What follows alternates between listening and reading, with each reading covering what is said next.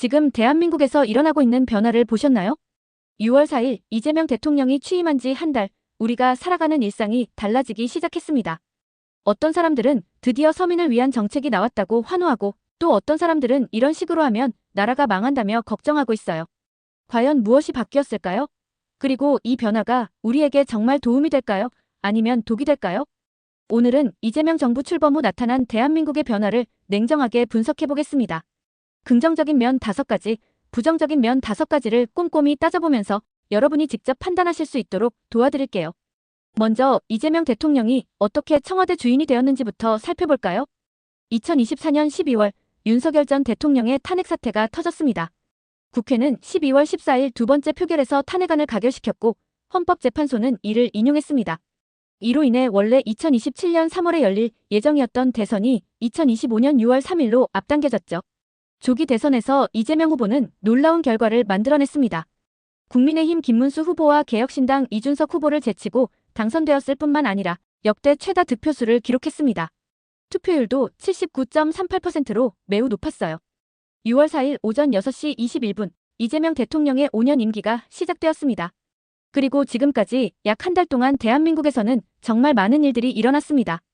이재명 정부가 가져온 긍정적인 변화들. 첫째, 실용적 경제정책과 민생 우선주의의 실현. 이재명 대통령이 가장 먼저 내놓은 카드는 바로 실용적 시장주의였습니다.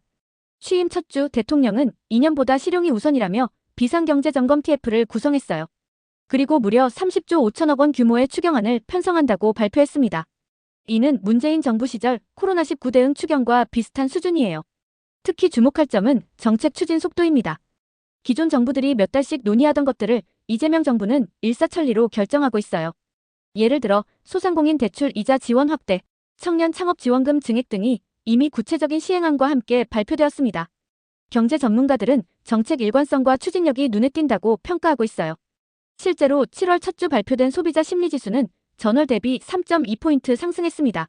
둘째, 전국민 민생지원금으로 서민 경제 숨통 트이다. 이재명 정부의 가장 파격적인 정책 중 하나가 바로 전국민 민생지원금입니다.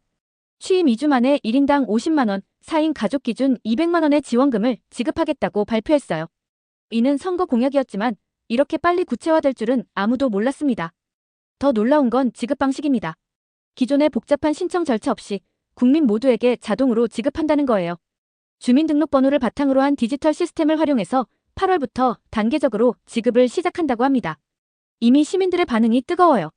서울 강남구의 한 주부는 아이 학용품 사고 가족 외식도 할 수 있을 것 같다며 기대감을 표했고, 부산의 한 소상공인은 손님들이 돈이 생기면 매출도 늘어날 것이라고 말했습니다. 경제연구원의 분석에 따르면 이 정책으로 인한 소비 증가 효과가 GDP 성장률을 0.3% 끌어올릴 것으로 예상된다고 해요. 셋째, 노동환경의 혁신적 개선. 이재명 정부가 가장 적극적으로 추진하는 분야가 바로 노동정책입니다. 먼저 주 4.5일제 도입입니다. 이는 공공기관부터 시작해서 민간기업으로 확산한다는 계획이에요. 벌써 몇몇 지방자치단체와 공기업들이 시범 운영에 들어갔습니다. 서울시청에서 시범 운영 중인 주 4.5일제를 경험한 공무원들은 업무 효율성이 오히려 높아졌다고 말하고 있어요. 집중 근무 시간이 늘어나고 충분한 휴식으로 컨디션도 좋아졌다는 거예요. 포괄임금제 금지도 큰 변화입니다. 그동안 많은 직장인들이 야근 수당도 제대로 못 받고 일했잖아요. 이제는 모든 초과 근무에 대해 정당한 대가를 받을 수 있게 됩니다. 또한 법정 정년을 65세로 연장하는 방안도 추진되고 있어요. 고령화 시대에 맞춰 경험이 풍부한 시니어들이 더 오래 일할 수 있는 환경을 만들겠다는 취지입니다. 넷째, 소통하는 대통령, 권위를 내려놓은 리더십. 이재명 대통령의 리더십 스타일도 주목받고 있습니다. 취임 후 첫 번째 공식 일정이 바로 대전에서 열린 타운홀 미팅이었어요. 300명의 시민들과 직접 만나서 이 시간 동안 질의응답을 했습니다. 사전 준비된 질문이 아니라 현장에서 즉석으로 나온 질문들이었죠. 한 시민이 사업을 하는데 세금 부담이 너무 크다고 하자 이재명 대통령은 구체적으로 어떤 세금이 부담되는지 알려달라. 바로 검토해보겠다고 답했어요. 그리고 실제로 일주일 후 해당 업종의 세금 감면 방안이 발표되었습니다. 또한 대통령의 SNS 활용도 눈에 띕니다. 매일 아침 7시에 오늘의 대통령이라는 제목으로 그날의 일정과 생각을 공유하고 있어요.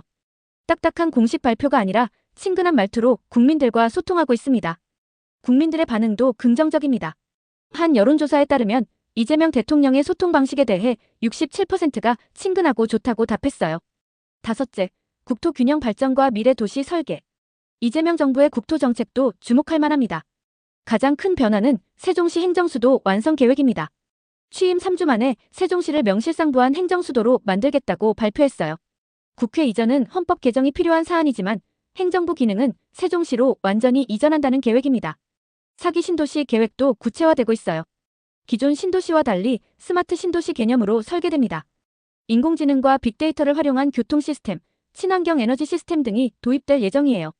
1기 신도시 재건축 재개발도 속도를 내고 있습니다.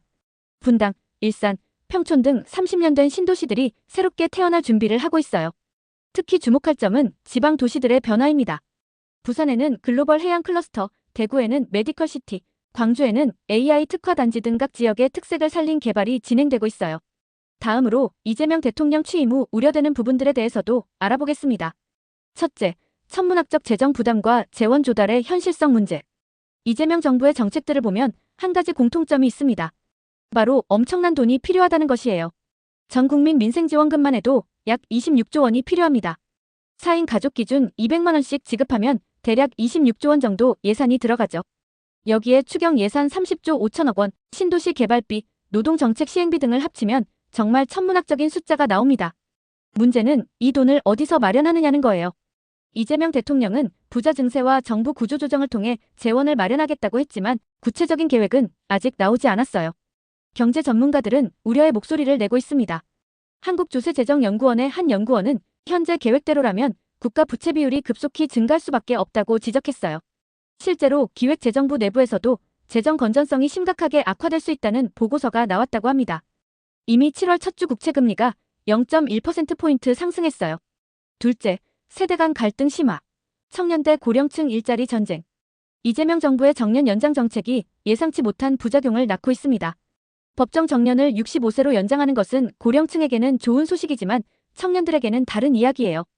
기존 직장인들이 더 오래 일하면 그만큼 새로운 일자리가 줄어들 수밖에 없거든요. 실제로 취업 준비생들 사이에서는 벌써 불만이 터져 나오고 있어요. 한 취업 카페에서는 기성세대가 자리를 차지하고 있으니 우리는 언제 취업하라는 거냐는 글이 올라왔고 수천 개의 공감을 받았습니다. 노동경제학자들도 이 문제를 지적하고 있어요. 정년 연장과 청년 일자리 확대는 단기적으로는 상반된 정책이라는 분석이 나왔습니다. 더 심각한 것은 세대 간 갈등이 정치적으로 번지고 있다는 점입니다. 일부 청년 단체들은 기성세대를 위한 정책만 나온다며 반발하고 있어요. 반대로 시니어 단체들은 청년들이 너무 성급하다고 맞받아치고 있습니다. 셋째, 성급한 정책 추진으로 인한 현장 혼란. 이재명 정부의 빠른 정책 추진 속도가 장점으로 평가받기도 하지만 동시에 큰 문제점도 드러나고 있습니다. 주 4.5일제 시범 운영 과정에서 이미 여러 문제점이 나타났어요. 서울시의 한 부서에서는 업무량은 그대로인데 근무 시간만 줄어들어 오히려 스트레스가 증가했다는 불만이 제기되었습니다. 민생지원금 지급 시스템도 마찬가지예요. 디지털 시스템을 활용한다고 하지만 고령층이나 디지털 소외계층은 어떻게 할 것인지에 대한 구체적인 방안이 부족해요. 한 지방자치단체 공무원은 정책이 너무 빨리 바뀌어서 현장에서 적응하기 어렵다고 토로했습니다. 중앙에서는 일사천리로 결정하지만 실제 시행하는 건 우리인데 준비 시간이 부족하다는 거예요. 시민들도 혼란스러워하고 있어요. 한 온라인 커뮤니티에서는 정책이 너무 자주 바뀌어서 뭐가 맞는지 모르겠다는 글이 올라왔고 많은 공감을 받았습니다. 넷째, 부동산 정책의 일관성 부족과 시장 불안. 이재명 정부의 부동산 정책도 논란이 되고 있습니다. 신도시 개발 계획은 발표했지만 기존 부동산 규제에 대한 명확한 방향은 제시하지 않았어요. 초과 이익 환수제는 유지한다고 했지만 종합부동산세나 양도소득세에 대해서는 애매한 입장을 보이고 있습니다. 이로 인해 부동산 시장이 요동치고 있어요. 신도시 개발 지역 주변 부동산 가격은 급등하고 있지만 기존 규제 지역은 오히려 하락하고 있습니다. 부동산 전문가들은 정책의 일관성이 부족하다고 지적하고 있어요. 한 부동산 연구원은 공급 확대와 규제 유지를 동시에 추진하는 것은 모순이라고 말했습니다. 실제 거래 현장에서도 혼란이 계속되고 있어요. 부동산 중개업소들은 고객들이 정책 변화를 기다리며 거래를 미루고 있다고 말합니다. 7월 첫 주 서울 아파트 거래량은 전년 동기 대비 23% 감소했어요. 다섯째, 정치적 갈등과 사회 통합의 과제. 이재명 정부가 안고 있는 가장 큰 과제는 바로 정치적 갈등과 사회 통합입니다. 탄핵과 조기 대선이라는 특수한 상황에서 출범한 정부이다 보니 여전히 정치적 분열이 심각해요. 국민의힘을 비롯한 야당들은 이재명 정부의 정책 대부분에 반대하고 있습니다. 특히 재정 정책을 두고 벌이는 갈등이 심각해요.